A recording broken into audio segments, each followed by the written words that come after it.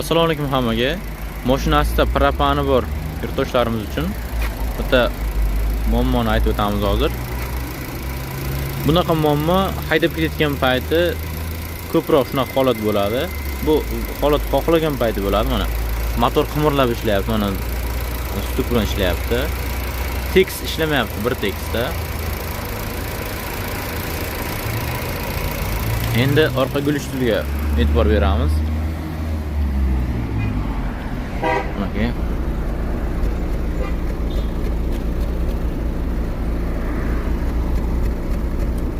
Havo chiqib bir tekis ishlamayapti motorimiz. Endi mashinamizni benzinga o'tkazamiz. Endi. Benzinga tiniq ishlab boshladi mana. Hech qanaqa vibratsiyasi ishlayapti motor.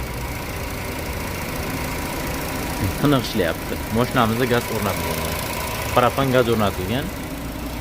4-pokoleniya. Endi gulishtirga e'tibor beramiz. Gulishtirdan bir xil chiqyapti mana. Bir xil havo chiqyapti, qanaqa siqib qolayotgan havo. Bu narsa ko'proq uzoq yo'lga chiqqan payt shunaqa holat bo'lib qolsa, hozir shuni sozlashni o'rgatamiz. Mashinani birinchi o'chirib olamiz. Mashinani o'chiramiz birinchi. Benzinga tiraversam shunisi qilmaydi. Endi bizda motorda ishimiz bor hozir. Ikkinchi videoda qo'shib ko'rsatib o'ramiz shu to'g'rilash holatini. Mana mashinamizda filtrini tozalash jarayoni ketyapti hozir. Iloji boricha mana shu filtrda vaqtida tozalab tursalaringiz bunaqa muammo kam bo'ladi. Lekin hozir gazimiz tozalamasligi uchun bu forsinkamiz to'lib qolaveradi bizga. Mana shunaqa igolka kerak yoki ko'chada shunaqa muammo bo'lsa, zuvaytska ham bo'ladi. E'tiborli bo'lamiz, sinib qolib ketmasligi kerak zuvaytska bo'lsa ham. Kollektorga tiqilgan joyi bo'ladi mana ishlangan. Bitta sug'urib chiqamiz anaga. Bitta sug'urdik, ikkinchisini sug'urdik. Tayda ishlankasi qolishi kerak buni. Ikkinchisini ham sug'urdik. Hop, mana uchinchisini ham sug'urdik. To'rtinchisini sug'uramiz. Sug'urgandan keyin o'zimizga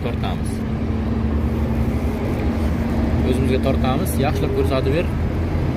Mana sariq tish ko'rib turibdi, mana hammasi chiqdi ishlankadan, kollektordan. Kollektorda ishlankalar joy-joyiga tiqamiz.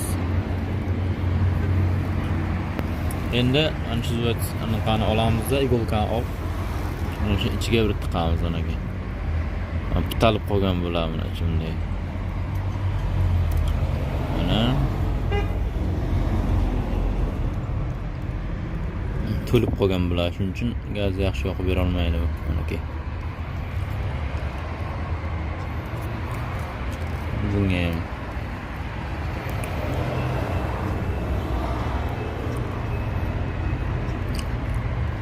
bo'ldi. 4 ovoni shunday burniga shuni tiqib olamiz, bo'ldi. Endi bitta tiqib chiqamiz. Birinchisi ketdi. Hop, mana ikkinchisi, uchinchisi, mana to'rtinchisi. Joy-joyiga yaxshilab siqamiz.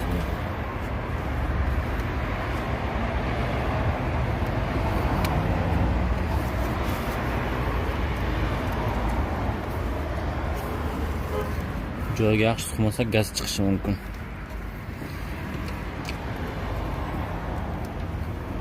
Yo'lda qolib ketsak, mana shunaqa qilsak, endi mashinani o't oldiramiz.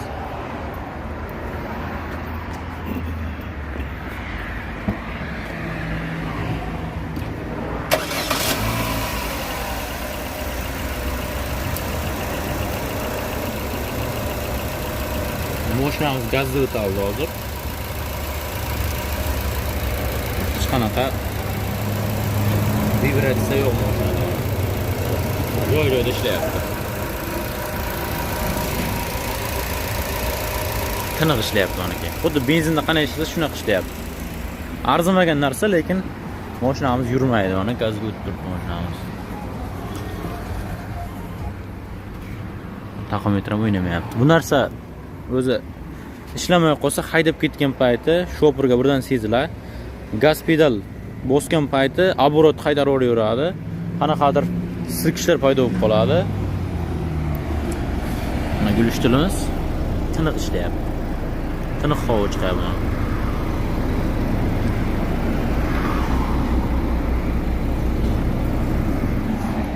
Ko'chada qolib ketsalaringiz, mana shunaqa qilib yetib olsalaringiz bo'ladi. Hech qanaqa ustaga olib borib, o'chirib kutib shunaqa muammo bo'lmaydi. Faqat bu narsani vaqt tozalab turishlaringizni tavsiya qilaman. Keyin qimmatini qo'yishlaringizni tavsiya qilaman. Chunki buni arzoni ham bor, adnarazi bo'lib qoladi. Bu 5-6 marta tozalab ishlataversa bo'ladi filtrda. Bu filtrni qo'ymasa, bilasizlar, hidi chiqib ketadi. Hozir propanni hidi umuman yo'q bu mashinada. Chunki 4-pokoleniya Euro qo'yilgan, akkuratni qo'yilgan. Hech qanaqa muammosiz, hidsiz yuradi. Tomoni yaxshi. Videoni qo'ldan kelgancha tanishlar tarqatib tashlaymiz. Agar shunaqa muammo bo'layotgan bo'lsa, uy sharoitida qilib olsalaringiz bo'ladi. Kanalimizga obuna bo'lib qo'yinglar, shunaqa kerakli videolar chiqishda davom etyapti. E'tibor uchun hammaga rahmat.